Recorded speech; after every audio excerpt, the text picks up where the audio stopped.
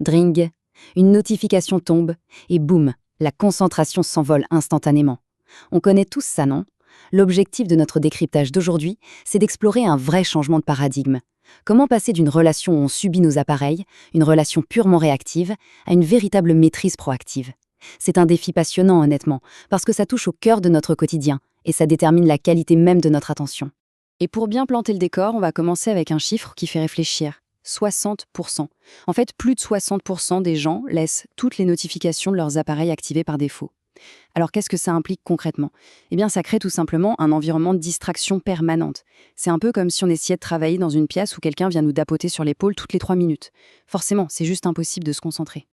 Alors, pour comprendre comment sortir de ce cycle infernal, voici le plan de notre exploration. D'abord, le piège de la technologie réactive. Ensuite, on regardera la science derrière l'écran. En 3, on verra comment tirer parti de nos rythmes cérébraux naturels. Et pour finir, on passera à l'inventaire de nos habitudes numériques. On attaque donc avec la première partie, le piège de la technologie réactive et comment casser ce fameux mode par défaut. Le point clé à retenir ici, c'est que nos environnements numériques actuels sont littéralement conçus pour nous maintenir dans un état de réaction immédiate, bien loin d'une intention réfléchie.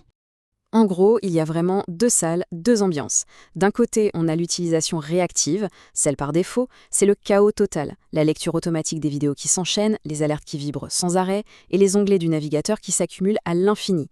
Et de l'autre côté, on a l'utilisation proactive. Là, c'est beaucoup plus structuré. On parle de limites intentionnelles, de notifications réservées aux vraies personnes plutôt qu'aux produits qui veulent notre attention, et de temps de concentration sanctuarisé. C'est le jour et la nuit en matière d'attention, vraiment. Passons à notre deuxième partie, la science derrière l'écran, et plus précisément, pourquoi notre concentration flanche. Qu'est-ce qui se passe exactement dans le cerveau quand il est bombardé par tous ces stimuli numériques?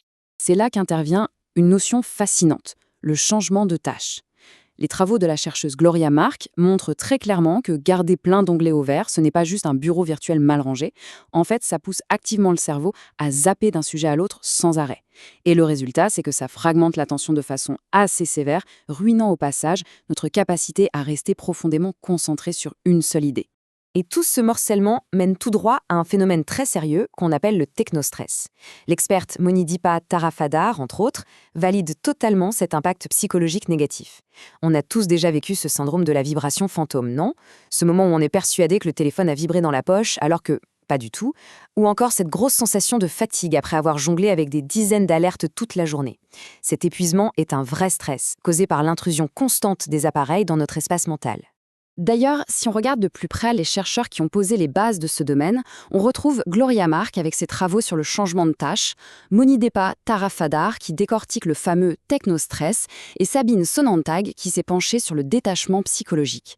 Ensemble, ces experts montrent à quel point nos environnements bloquent complètement la récupération mentale. Ce n'est donc pas juste une question de manque de volonté, pas du tout. C'est un sujet scientifique prouvé et ça montre vraiment l'urgence de changer nos méthodes. Ce qui nous amène à la troisième partie, tirer parti de nos rythmes cérébraux naturels. Le but, c'est d'aligner notre biologie avec la technologie. Parce qu'honnêtement, il faut vraiment arrêter de se battre contre son propre corps si on veut des solutions qui tiennent la route sur le long terme. La première étape de cet alignement, ça passe par la compréhension de ce qu'on appelle les chronotypes. Ce sont nos horloges internes, celles qui définissent nos pics d'énergie et nos besoins en sommeil. Essayer de travailler à contre-courant de son chronotype, c'est comme ramer à contre-courant, on s'épuise sans avancer.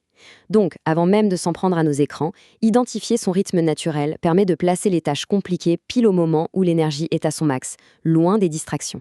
Une fois qu'on a bien cerné cette horloge interne, il y a des outils super pratiques à notre disposition, comme la fameuse technique Pomodoro. Le principe est redoutable. On alterne 25 minutes de travail ultra concentré avec 5 minutes de vraie pause. Ça respecte parfaitement les cycles physiologiques du cerveau. Et le petit bonus, c'est qu'il existe plein d'extensions de navigateur toutes simples pour automatiser ça. Du coup, garder sa concentration devient presque un jeu d'enfant. Et en complément, il y a une micro-habitude assez magique, la règle du 20-20-20. C'est tout bête, mais ça donne au cerveau et aux yeux un répit physiologique indispensable. L'idée, c'est que toutes les 20 minutes passées sur un écran, on regarde un objet situé à 20 pieds de distance, c'est-à-dire environ 6 mètres, et on le fixe pendant 20 secondes. Cette petite pause visuelle évite la fatigue oculaire et relance instantanément la machine cognitive. C'est super efficace. Allez, on passe à la quatrième et dernière partie, l'inventaire des habitudes numériques, un audit en 5 étapes. Maintenant qu'on a posé les bases biologiques, il est temps de passer à l'action et de faire un bon gros nettoyage de printemps dans notre environnement digital. Pour reprendre les commandes, cet audit s'appuie sur 5 leviers bien précis. 1. Auditer les notifications. 2. Gérer les onglets du navigateur. 3. Suivre le temps d'écran. 4. Ajuster les services de streaming. Et enfin, 5. Limiter les jeux et les réseaux sociaux. On va décortiquer tout ça. Étape numéro 1, les notifications. Là, la règle d'or est simple, mais elle change tout. C'est des personnes, pas des produits. L'objectif, c'est de fouiller dans les paramètres du téléphone et de couper sans pitié tout ce qui n'est pas une vraie interaction humaine ou une alerte de sécurité. Soyons clairs, l'application qui a livré le repas d'hier n'a pas besoin de nous interrompre avec la même urgence qu'un message de notre famille. Faut pas exagérer. On passe à l'étape 2, les onglets du navigateur. Avouons-le, on a tous déjà eu cette incroyable collection de 50 onglets ouverts en se disant « je lirai ça plus tard ». Sauf que ça paralyse non seulement la mémoire de l'ordinateur, mais aussi notre propre cerveau. Réduire ce bazar visuel, c'est créer une barrière physique contre l'envie de papillonner. Et pour ça, des extensions comme Xtab sur Chrome ou Limit-Tab sur Firefox sont géniales parce qu'elles bloquent tout simplement l'ouverture d'onglets supplémentaires, ça force la discipline. Étape 3, le temps d'écran. Les outils comme temps d'écran chez Apple ou bien-être numérique sur Android sont très pratiques, mais attention au piège. Le piège, c'est de suranalyser. Regarder ces statistiques tous les jours, ça peut juste générer de la culpabilité et de l'anxiété. Le mieux, c'est de les consulter une fois par semaine ou par mois, juste pour repérer les grandes tendances, sans se rajouter une couche de stress.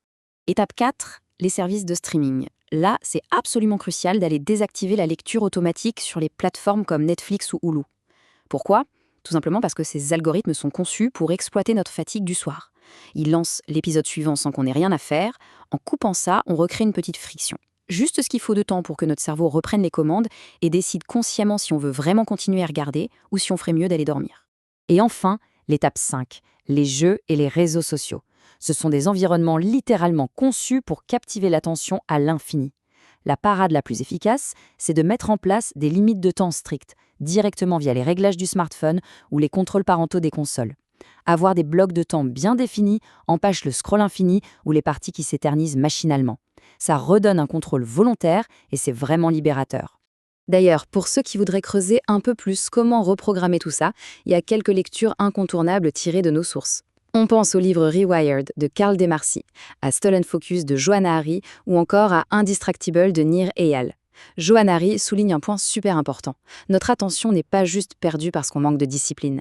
Elle a été délibérément volée par une ingénierie extrêmement sophistiquée. Ces livres donnent vraiment des clés pour comprendre cette mécanique et savoir comment riposter. Ce qui nous amène à notre réflexion finale. Comprendre tout ça, c'est bien, mais c'est l'action qui fait la différence. La vraie question maintenant, c'est de savoir comment on va appliquer ces outils aujourd'hui pour se forger de meilleures habitudes. Quelle est la toute première chose qu'on peut modifier là, tout de suite, à la fin de ce décryptage ? Mettre en place un seul de ces petits ajustements dès aujourd'hui, c'est déjà un pas énorme vers une technologie qui travaille pour nous et non l'inverse. C'est exactement comme ça qu'on construit une approche proactive. Merci d'avoir suivi cette analyse.